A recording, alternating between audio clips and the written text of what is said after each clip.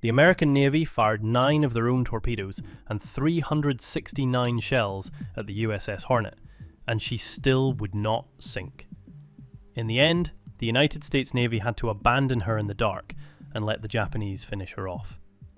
Today she is sitting more than 3 miles down at the bottom of the South Pacific, and she was only found in 2019. What I want to know is why she's still down there, and why the Americans couldn't sink their own carrier when they tried. The answers are genuinely strange, and one of them I had to go back and check 3 times before I was sure. I do not mean how she sank. If you're watching this video, you probably already know the basic story. The part I'm interested in is why she's still down there, untouched, more than 80 years later. Because here's the thing.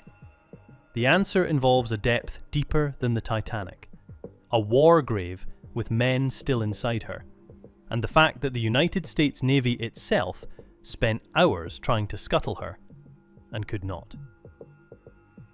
To understand why nobody has gone back for the Hornet, you first need to understand what she actually was, and how short her life really was. The Hornet was commissioned on October the 20th, 1941. That was just 6 weeks before the attack on Pearl Harbor. From the day she entered service to the day she sank, she lasted 1 year and 7 days. In that single year, she changed the course of the Pacific War twice. She was a Yorktown-class aircraft carrier, 824 feet long, 25,700 tons, a top speed of around 33 knots. She could carry up to 90 aircraft. Her crew numbered around 2,200 men.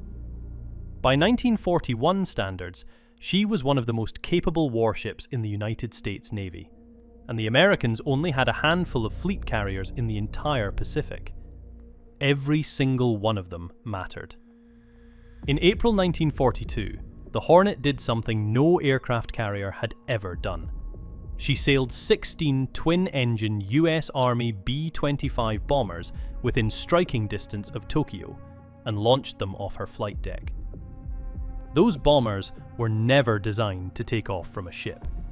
To save weight, the rear gun positions on each B-25 were stripped out and replaced with broom handles painted black to look like machine guns from a distance.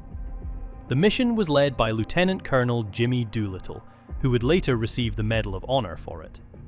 The Hornet was supposed to launch the bombers 400 miles from Japan. Then, a Japanese picket boat called the Nito Maru spotted the task force, and the bombers had to launch 250 miles early. Most of them would not have enough fuel to reach China. They went anyway.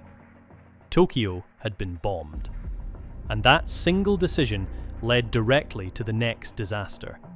Midway. 2 months later came Midway. The Hornet was one of 3 American carriers that ambushed the Japanese fleet there. Her torpedo squadron, VT-8, attacked first. All 15 of her torpedo bombers were shot down. Of the 30 men in those aircraft, 29 were killed. Only 1 man survived. This is the part I went back and checked. The Hornet's main air group, her dive bombers and fighters, never even found the Japanese fleet that morning. They flew in the wrong direction entirely, ran out of fuel, and many of them ditched in the sea. The carrier that had launched the Doolittle Raid contributed almost nothing to the most important naval victory in American history. But she was still afloat, and in the Pacific in 1942, that alone made her irreplaceable. By October 1942, the United States was down to 2 operational fleet carriers in the Pacific. The Hornet was one of them. On the morning of October 26th, near the Santa Cruz Islands, she found the Japanese fleet at the same time the Japanese fleet found her. The Hornet launched her aircraft, and her aircraft hit the Japanese carrier Shokaku hard enough to put her out of the war for 9 months. But while the Hornet's aircraft were attacking the Japanese aircraft were attacking the Hornet. The first wave came in just after 9 in the morning. Japanese dive bombers and torpedo bombers attacked together. In the space of about 10 minutes, The Hornet was hit by 3 bombs, 2 torpedoes, and then 2 burning Japanese aircraft that were deliberately crashed into her. Her engines stopped. Her power went out. She drifted dead in the water in the middle of the South Pacific, with the battle still going on around her. The cruiser USS Northampton came alongside and tried to tow her out of the combat zone. Then a second Japanese strike found her, and she was hit again. Then a third strike came in. By late afternoon, the order was given to abandon ship. Around 140 of her crew had been killed. The rest were taken off by the surrounding destroyers. Now this is the part where most carrier stories end. The crew evacuates, the ship goes down, that's it. But this is the bit that got me when I was researching this. The Hornet would not sink. She was burning, she was listing, she was abandoned, and she would not go down. The American task force was now in serious trouble. They could not tow her, the Japanese fleet was closing, and they could not leave an intact American aircraft carrier floating in the Pacific to be captured. So the order was given to scuttle her. 2 American destroyers, the USS Muston and the USS Anderson, were assigned the job. They fired 9 torpedoes into her. 9 torpedoes from her own side. Most of them either failed to detonate or detonated and did nothing. The American Mark 15 torpedo had a notorious reliability problem in 1942, and the Hornet was caught right in the middle of it. She still would not sink. So the destroyers opened fire with their 5-inch guns. They fired 369 shells at point-blank range into a stationary, undefended American aircraft carrier. She was burning from end to end, and she still would not sink. I had to read that twice.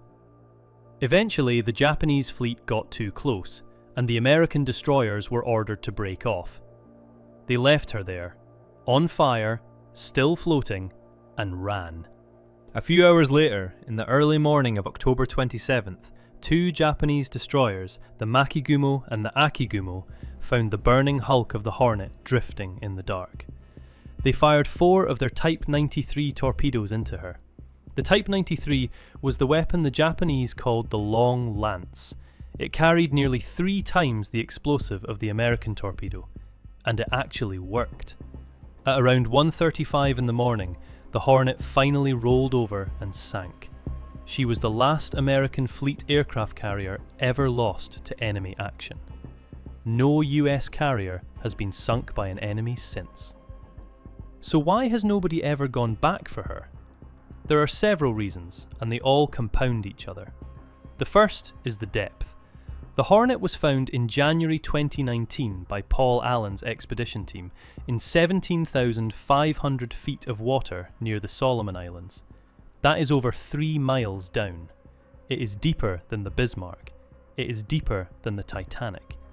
There is no current technology that can raise a 25,700-ton aircraft carrier from that depth. The second issue is the location. The Hornet sank in the Solomon Islands, thousands of miles from any major port, any heavy salvage yard, or any equipment capable of attempting an operation of that scale. Even reaching her requires specialized deep-sea submersibles. The third is the legal protection. The Hornet is a designated war grave under the United States Sunken Military Craft Act. Around 140 of her crew went down with her.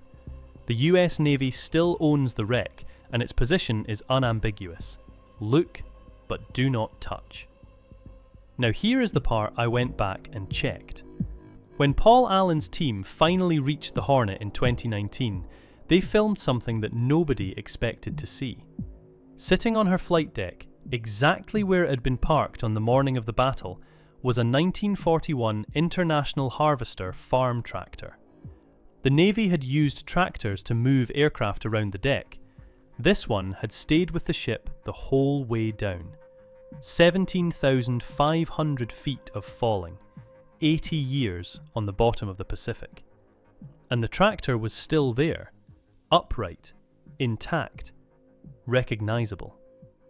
That is the level of preservation we are talking about. The Hornet is not a ruin.